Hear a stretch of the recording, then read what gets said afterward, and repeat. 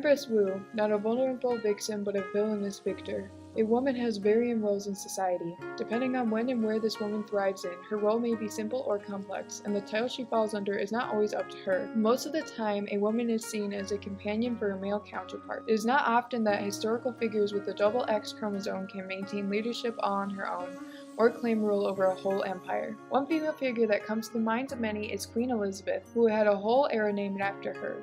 However, there is one woman who achieved an independent role as ruler over her whole kingdom before Queen Elizabeth. These credentials belong to Wu Zetian, otherwise known as Empress Wu. It is her climb to glory with her strong determination and her cold-blooded techniques that assisted her in obtaining possession of the throne. This glory comes at a cost, the price of which does not phase how Wu takes complete control.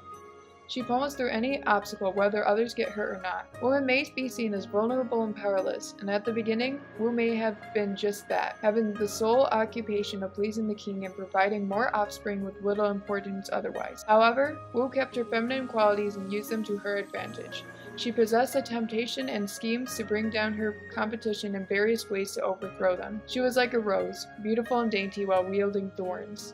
She used men's lust as a lethal weapon against them, leading to their own demise. Women are not weak, but can be the cause of weakness, and Empress Wu proves this to be the case in her journey to rise above the rest. This does not make her a hero, however, as she would do treacherous punishments to her opponents. To make her an icon would be drawing a line, as she would cross them to maintain her status. Confucius said, "It was the law of nature that women should be held under the dominance of man." If you get angry by that, as you should, then you and Wu have something in common. Congratulations. Meet Wu, the most ruthless, cold-blooded woman who used her assets to sleep her way to power. First thing she did was get rid of Confucianism and make Buddhism the main religion of China. She was a monk. That didn't stop her from ruling the Zhou dynasty. Using her ruthless tactics, Wu was merciless in her ascent to power, but she was also very kind to her people. She was a very famous emperor. People loved her. She lowered taxes, and she wasn't a feminist. I don't even think that existed back then, but she did dedicate herself to the woman's cause by commissioning biographies of famous women. Before Empress Wu was a ruler of the Tang Empire, she started as a child destined for success. Empress Wu was raised by a lumber merchant. She is very skilled and talented with the wits and a quote-unquote natural gift for politics, as Benn states in his book, China's Golden Age. She had a superior aptitude to assess males, especially when it came to controlling them. On the other hand, she was also merciless and brutal. Her thirst for power was so strong that she terrorized just about anyone who kept her parched.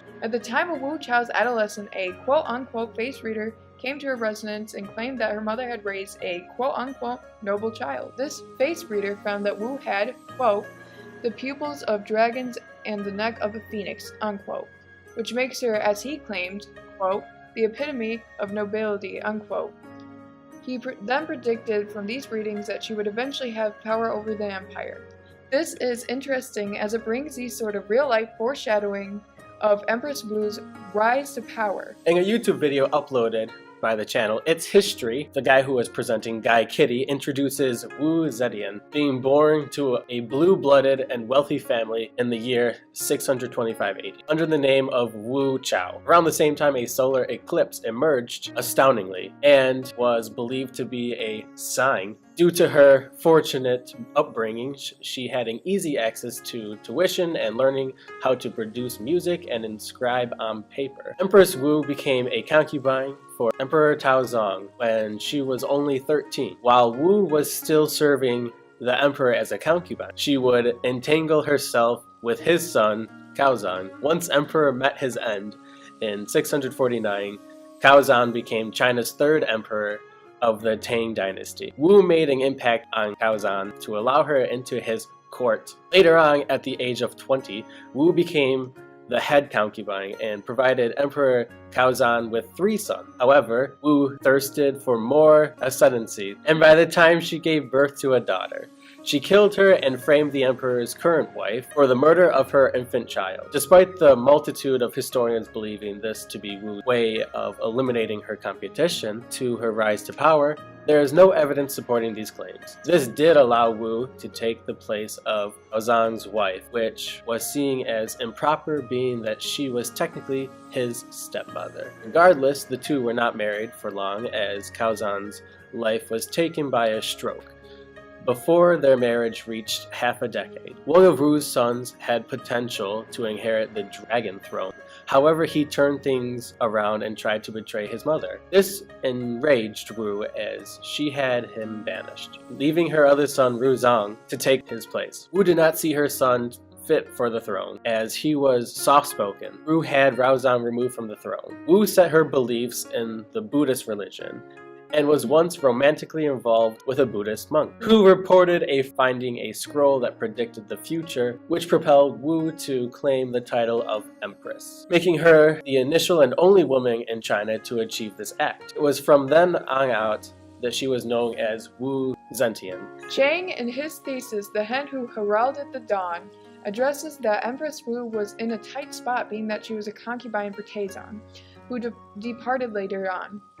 In any other case, Wu would have been insignificant, having no other man of power to please for her own personal gain. However, she made herself more than familiar to his son Li Zi, later known as Caozong, who then resumed position as emperor after Taizong. Due to this, she made a lasting impression on Caozong and was able to remain in the palace, where she would continue with her mission to seize the ultimate position. There were obstacles on her road to glory, as Emperor Caozong had two particular women in his court, one being Empress Wang, his wife, and the other having the position of, quote, first-class concubine, unquote, being Xiaoyu Liangdi. Two were not on friendly terms with Wu Chao and were well aware of the emperor's fondness for her. Wu, also conscious of their negative feelings for her, was sure to eliminate them. She gained approbation from others who were mistreated by the empress and benefited from their loyalty to her by exploiting both women of their deprecation to her. Eventually, Wu was able to turn the people of the empire against them both by claiming they planned to assassinate the emperor by poisoning him. They were then subjected to suffocating in pools of wine after having their, quote, hands and feet, unquote, chopped off, as written by Chang. Because of Wu's lifestyle of being a concubine, she seduced these men in order to attain her position to power, showing that even a woman can overthrow a man. She booted her female foes by gaining the approval of those around her, and then turned them against those who dared to oppose her. Wu, in a way, had selfish tendencies which are implied by the actions she took to boot her foes. She may have won the hearts of her people in her practice, but whether she truly cared for them with raw affection or just wanted people to side with her is debatable. Twitchet discussed how Empress Wu, during her time of reign, gathered a coterie of scholars under the name of Scholars of the Northern Gale, who worked for her in a similar manner as confidential secretariat, and contributed their written work to her. After her death at the age of 80, she is now ridiculed for being a vicious careerist who shagged her way up to the ladder. Anyways, I hope y'all learned something about Empress Wu today. Thanks for watching, and enjoy the blooper reel that's coming after the credits, and enjoy your break.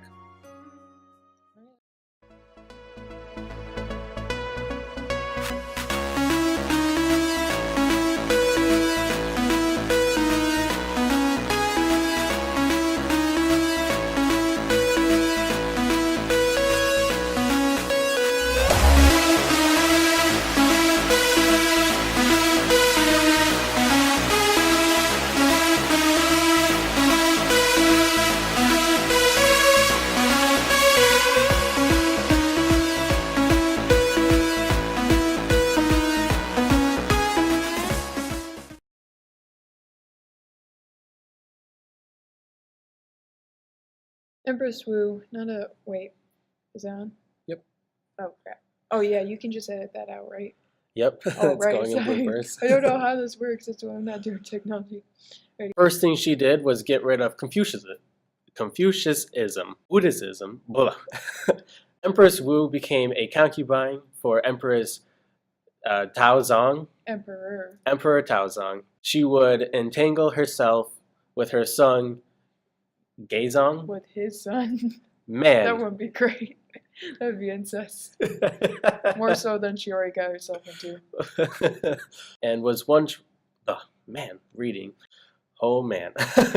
Coterie, I believe. Coterie. Intermission. Trying to think of a better word. She tossed. If you want to reread it, you can reread it. I'm sorry. No, you're fine.